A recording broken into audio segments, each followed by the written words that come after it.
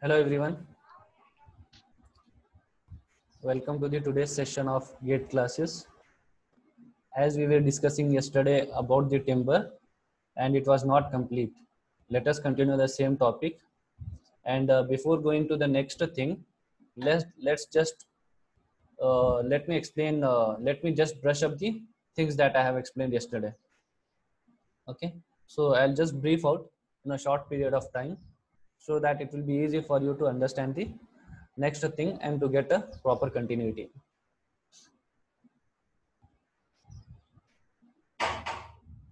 Okay, a tree is basically consist of three parts, right? First we have three things in that.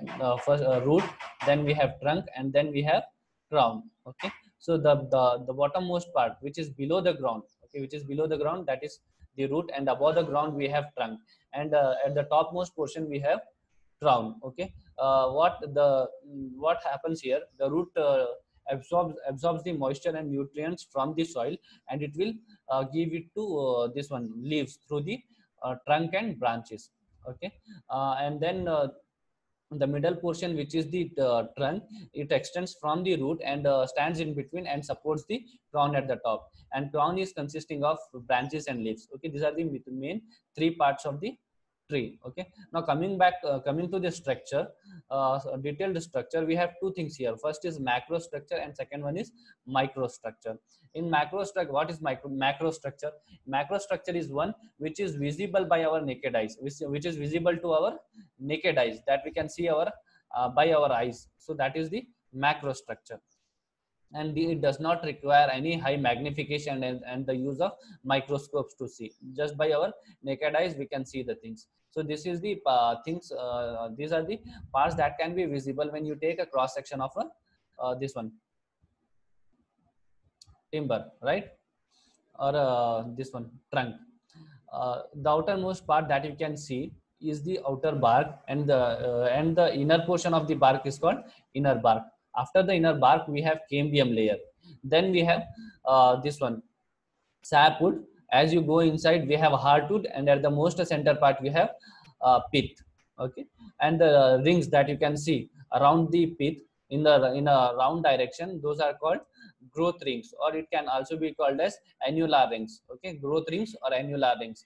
And the lines that you can see, which is extending from the pith to the outward direction, those are called as medullary rays. Okay, so these are the parts of the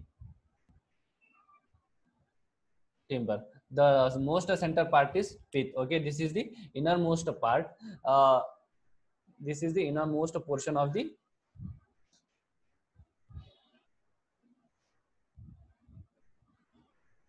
okay, this is the innermost portion of the this one timber. Okay, or the trunk, when you see at the when you see it from in the cross section. Okay, and this is mainly consist of cellular tissues. It is consist of cellular tissues, and this pith helps in nourishing of the this one tree in its young age. Okay, in its young age, this pith is not actually a pith. This is the most center part which is responsible for the growth of tree in its young age. So at the as the tree grows and grows older and older, the center part goes it gets hard and it dies. So when the plant is old, uh, the centermost part will become the pith, and it is a dead portion. Okay, next we have heartwood. After in the surrounding of the pith we have heartwood. Okay, this is also a dead portion, and this is not at all responsible for the growth of the tree. Okay, so this is in the surrounding of the uh, pith. Next we have sapwood. Okay, most center part is pith, then we have heartwood, after that we have sapwood. Okay, this sapwood is responsible for the growth of the tree. Okay, from this sapwood there is a transportation of the minerals, water and food, everything will be with the sapwood only. Okay, then we have cambium layer. Okay, cambium layer we have, which is after the this one sapwood. After the sapwood we have cambium layer. So this cambium layer is in between the this one inner bark and the sapwood. Okay, uh, next we have inner bark. Okay, outermost portion is the outer bark, and then in the inside we have inner bark. Then we have cambium layer. After that we have sapwood. After that we have heartwood, and at the center we have pith. Next is medullary rays. A thin radial line you have seen in that picture, which is extending from pith to the outward direction. Those lines are called as medullary rays. Okay. This medullary rays also connects the annular rings or the growth rings. Okay, one more very important thing is there about the annular rings that I forgot to tell you yesterday in the yesterday's class, and it is not there here in the slides also, but it is very important that annular rings are this one are responsible with the help of annular rings. Okay, by seeing the number of annular rings we can get to know the age of the tree. Okay, how much was the age of the tree, that we can get to know with the help of annular rings, the number of annular rings with the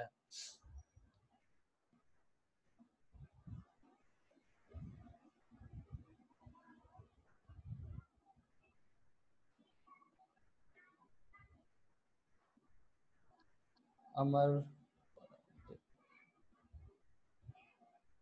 Okay, medullary.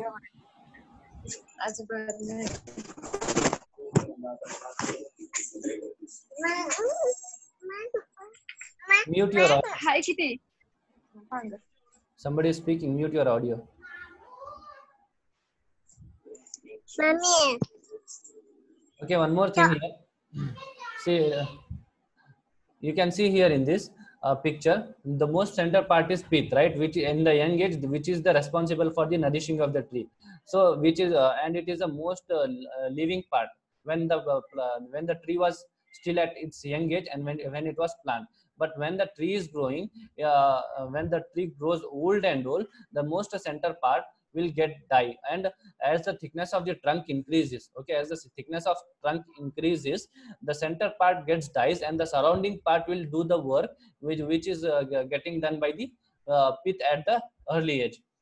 Okay, so then the at the surrounding of the pith there was a wood which is responsible for the transmission of the food.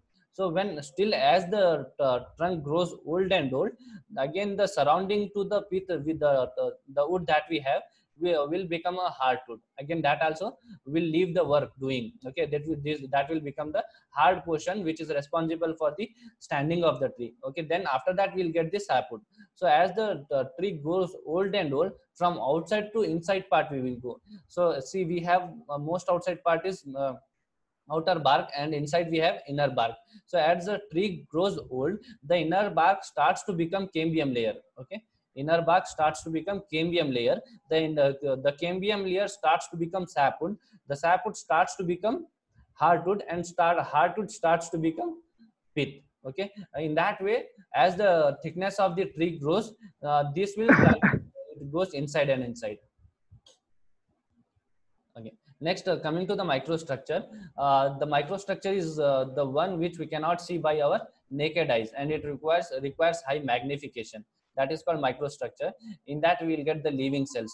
Living cells mainly consist of four things. One is membrane, protoplasm, sap, and core. Okay, here in the living cells we have three types of cells based on their function. One is conductive cell, then we have mechanical cells, then we have storage cells. Conductive cells are those which is responsible for the transmission of the nutrients from the roots to the branches and leaves. Okay, that is your conductive cells. The cells which will transport the nutrients and water from the root to the branches and leaves are the conductive cells. Then we have mechanical cells. These mechanical cells are elongated cells. Okay, and these cells are having thick wall. In the surrounding they have thick wall, and these are called mechanical cells, and these cells are responsible for the hard portion of the tree. Okay, hard portion of the tree is because of the mechanical cells, and the long and big tree which is standing, okay, with so much of load on it, is because of the mechanical cells. Then we have storage cells. Okay, these storage cells are cells which stores the nutrients. Okay, which stores the nutrients and transports the nutrients to its a side this one, the in the horizontal direction, the cells that are there, it will transmit the nutrients. Then we have defects in timber. We have five types of defects in timber: defects due to conversion, defects due to fungi, defects due to insects, defects due to natural forces, and then we have defects due to seasoning. In these five types, we have already discussed two types. First is defects due to conversion and defects due to fungi is already over in the yesterday's session, and remaining three are there to be yet to be discussed. Okay, in the defect, what is defects due to conversion? In defects due to conversion, when you take a wood and the time period you be between a timber to a commercial product. Okay, first you will not get directly a door or window from a tree, right? You will get a wood, then it will be made as a timber, then you will convert it to the your this one commercial product. Okay, the period or the time in between the wood to the this one your commercial product, in between those that period, if any defects are happening, those defects can be classified under the defects due to conversion. Okay, here we have chip mark, diagonal grain, torn grain, and vein. Okay, this we have discussed. Next, defects due to fungi. If the attack of fungi is to be happened on the timber, there are two conditions. If these two conditions are there, then only there will be attack of a fungi. If these two conditions are not there, then there will not be attack of any fungi. First condition is if the timber is having more than 20% of moisture. Okay, if more than 20% of moisture is there in the timber, then only there will be attack of fungi. If the moisture content is less than that, then there will not be attack of fungi. Second condition is the presence of warmth and air. Okay, the surrounding of the timber that you have, if it is having a situation which can make the timber to get attacked with the fungi, then only the attack of fungi will be there. If the attack of fungi to be happen, there should be a warmth air. Okay, warmth should be there and air should be there, and wetness is there, then only there will be a attack of fungi. If these two things are not there, then there will not be any attack of fungi. Okay, due to attack of fungi, following defects happen. First is blue stain, then we have brown rot, dry rot, hard rot, sap stain, wet rot, and white rot. Okay, these things we have seen yesterday. Let us start from the defects due to insects. Okay, from here we will start our today's session. Okay, defects due to insects. Okay, the due to the attack of insects also, there will be defects in the timber. There are various types of insects.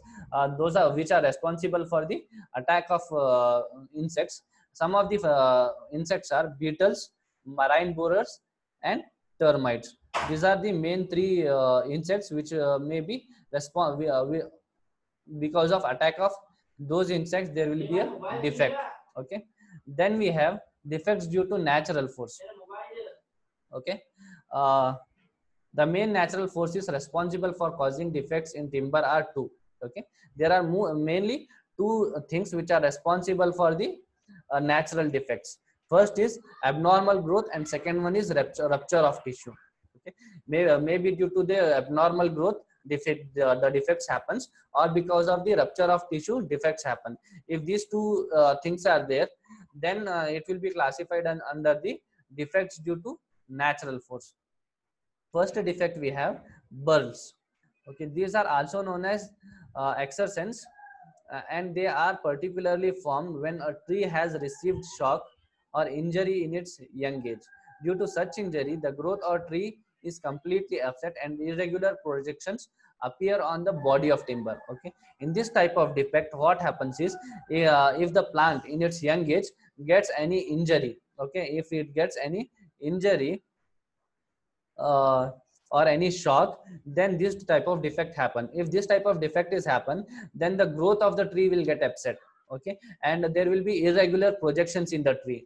The branches which is to be come out from a particular places will not be in a proper way. From any place the projections may happen. Okay, this type of defect comes under the burls. Next we have callus. It indicates soft tissues or skin which covers the wound of a tree. Okay, if suppose any wound happens to a tree, okay, if any wound is happening to a tree, or tree is there for which if you beat it with the axe, or if something with a stone or something like that, the wound happens, or something wound happens on that, right? So if that wound happens, then the tree will try to heal that. When it is healing, the soft tissues will come on that. Okay, the soft tissues will be the wound will be covered by the soft tissues. Okay, so that type of defect is called callus. Okay, this is also one type of defect. This is, and it is called callus. Next we have chemical stain. The wood is sometimes discolored by the chemical action caused it by the some external agency. Okay, because of some external agency, some chemical is getting sprayed on the this one your timber, then the your this one timber will get discolored. So that type of defect comes under the chemical stain. It is because of the chemical action. Next we have coarse grain. If a tree grows rapidly, the annular rings are widened. Such timber processes possesses less strength. Okay, so as we have seen in the cross section of that stem of the tree, there were annular rings or the growth rings we have seen. If suppose the growth is if the tree is growing its at its original rate, okay, at its proper with its proper period, then there will not be any this one problem. But if the tree is growing with more speed than it is to be grown, okay, it is, if it is growing with the more speed, then the annular rings which are there, the annular rings will not be close enough, it will be very far to each other. Okay, and that type of timber or that type of wood will be uh, that type of wood will not have much strength. Also the strength of that wood will be less, and the annular rings will be far to each other. Okay, so that type of defect is called coarse grain, and this happens when you use any chemicals or injections to the tree, okay, for the fast growth of the tree. So in those conditions that may happens. Next we have dead wood. The timber which obtained from a dead standing tree contains dead wood. Okay, so from, if you are taking a dead tree, from that dead tree the wood that you will get is called dead wood. Next we have drugsiness. This defect is indicated by white decayed spots which are concealed by healthy wood. Okay, so drugsiness is a defect which is indicated by the white decayed spots. Okay, on a wood, if you see any white spots, okay, white spots on some places, then that type of defect is called as drugsiness. Next we have foxiness. This defect is indicated by red or yellow tinge in wood or reddish brown stains on spots round to the pith of a tree, discoloring the timber. It is caused due to the poor ventilation. Okay, this was the question asked once in a gate. Due to the poor ventilation, which type of defect happens? The answer is foxiness. Okay, so in the foxiness, what happens? A red or yellow tinge or reddish brown stains happen, or that type of spots happens in surrounding of the pith. Okay, and this is because of the poor ventilation. This defect is due to the poor ventilation. Next we have knots. These are the basis of branches or limbs which are broken or cut off from the tree. The portion from which the branch is removed receive nourishment from the stem for a pretty long time, and it ultimately results in the formation of dark hard rings, which are known as knots. Okay, so as I told you in the previous one, if any wound is happening, okay, if any wound happened, or suppose then there is, it will cover with the soft tissues. Okay, but here the only the difference is if stem is there, okay, and there is a branches to that, and then this branch is cut off, the branch from the stem or the any its primary branch, if it is cut off, the portion from where this portion from where the branch is taken out, this portion, okay, this wound portion will get nourishment from the stem. Okay, it will get nourishment from the stem for a long time, and that portion will be covered by the softer tissues, and it will form it will form hard rings, dark hard rings will appear on that. So that type of defect is called as knots. Okay, next we have rind galls. The rind means a bark or a gall indicate abnormal growth, hence peculiar curved swelling found on the body of a tree is known as rind galls. Okay, so here what happens? Abnormal growth happens. Okay, abnormal growth happens and curved swelling happens. You might have seen on a stem there will be some curved portions. Okay, curved portions will come on the stems of the or on the body of the tree, and those are called as ringols. Next we have shakes. These are the cracks which partly or completely separates the fiber of wood. Following are the different types of shakes: cup shake, heart shake, ring shake, star shake, radial shake. Okay, these are the some type of shakes. Here what happens is, these are the cracks which partly or completely separates the fibers and wood. Okay, here fiber, this one, in the cross section we have seen, right? There will annular rings, and this one was there, what we call radial line was there. So if those things are separating from each other, if annular rings is separating from one to another, okay, if crack is happening in between those, and then that is because of this shake. Okay, and that can be classified into type on which the crack is happening. If it is happening in the ring, then it is called ring shake. If it is happening along the medullary ray, then it is called radial shake. Okay, so based on the crack where it is happening, it can be classified under that. Next we have twisted fibers. These are also known as wandering hearts, and they are caused by the twisting of young trees by fast blowing wind. Okay, so twisting fiber defect happens in the heart of the wood. Okay, it usually happen when the in the young age, when the tree is get any injury, or it gets twisted, or it gets twisted because of the fast blowing of air. Okay, if the standing plant is there, if gets when it blows, if it is falling or if it is bending, then at the center the defect happens. Okay, then that type of defect is because of twisted fibers. Next we have upset. These are also known as ruptures, and they indicate the wood fiber which are injured by crushing or compression. Okay, because of crushing and compression, if any rupture is happening, that comes under the upset. Next we have water stain. The wood is sometimes discolored when it comes into contact with water. This defect is usually found in converted timber. Okay, so water stain in when the water comes in contact with the timber, then this type of defect happens. Okay, and it is usually seen in the converted timber. Next we have wind cracks. If wood is exposed to the atmospheric agencies, the its exterior surfaces shrinks. These are known as wind cracks. Okay, in wind cracks, what happens is the outer surface, okay, which is exposed to the atmosphere, gets shrinks. Okay, because you have a timber, and the surface portion will be there, and the inner portion will be there at the center.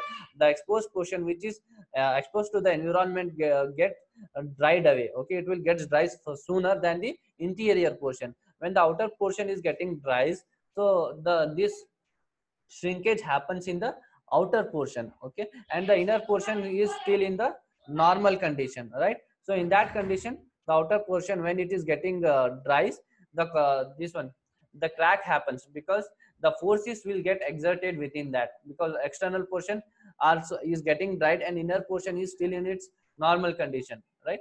So the because of which the the external portion gets shrinks, and the forces will get created, and because of which cracks happens. Okay, next, defects due to seasoning. Okay, following defects occur in the seasoning process of wood. First one is bow. The defect is indicated by curvature formed in the direction of length of timber.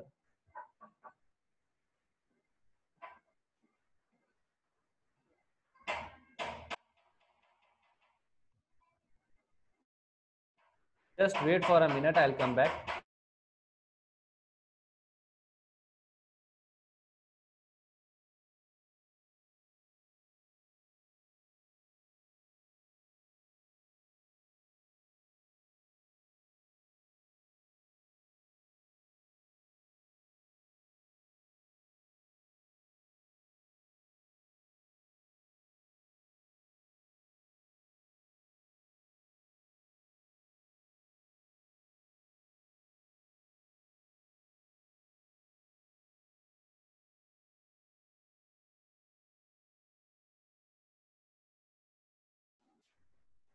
Okay,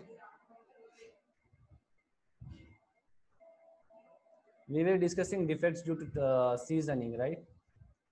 First one is bow. The defect is indicated by the curvature formed in the direction of the length of the timber. Okay, this type of defect due to seasoning is called bow. Okay, here what happens is curvature is this defect is indicated by the curvature formed in the direction of the length of the timber. Okay, we have a long timber. Suppose we have a long timber, then we are having a length and width, right? So along the length, if the curvature is happening, okay, if there is a bending of the timber, okay, on the surface, then that type of defect is called bow. Next, we have case hardening. The exposed surface of timber dries very rapidly. It's therefore shrinks and under compression. The interior surface, which has not completely dried is under tension. This defect is known as the case hardening. This I explained you in the previous also, right? In the previous also, I told you the same thing is there here. In case hardening, the exposed surface, okay, which is exposed to the environment, will get dried away soon and it will be under tension, and the inner portion which is not exposed to the environment is still in the under normal condition. And as because the tension has happened on the external side, inside automatically the compression is generated, and this type of defect is called case hardening. Then we have check. A check is a crack which separates fiber of wood. Okay, it does not extend from one end to other. Okay, in check what happens is a crack will happen which separates the fibers of the wood. Okay, we have a wood, it is having fibers, the fibers will get separated in this, but when the fibers are getting separated, the cracks happens in between, but these cracks will not happen from one end to another end of the timber. Okay, it happens in between somewhere, but this will not prolong for the long length. Next, we have collapse. Due to uneven shrinkage, the wood sometimes flattens. Okay, due to uneven shrinkage, the wood sometimes flattens during drying. This is known as collapse. We have seen in the previous one that the shrinkage is happening due to when the timber is exposed to the atmosphere, it will get dried off, and shrinkage happens. Okay, so when the uneven shrinkage is happening, it will lead to the flattening and drying. So this type of defect is called collapse. Next, we have cup. This defect is indicated by the curvature formed in the transverse direction of the timber. Okay, so here this one curvature is happening in the transverse direction. If it is happening in transverse direction, it is classified under cup. Then honeycombing. Due to the stresses developed during the drying, the various radial and circular cracks in the interior portion of the timber happens. This defect is known as honeycombing. Okay, so we have seen in the cross section, right? There were circular rings or annular rings. Then we have medullary rays. If along those lines, if the crack is happening, then that type of defect is called as honeycombing. Okay. So remember, if along those annular rings or circular rings or along the medullary ray, in the radial direction, if the crack is happening, then that type of defect is called as honeycombing. Next, we have radial shakes. These are the radial cracks. Along the medullary ray, if the crack is happening only in the medullary ray, if the radial cracks are happening or leaving the medullary ray also, if the crack is happening from the pit to the extra outward direction, then those comes under the radial shake. Next, we have split. When a check extends from one end to another, it is known as a split. Okay, so when the crack happens, okay, when the crack extends from one end to the another end of the timber, okay, one end to another end of the timber, then that is called as split. Means it is getting splitted, right? So crack, when it is happening from one end to another end, it is called split. Then we have twist. When a piece of timber has spirally distorted along its length, is known as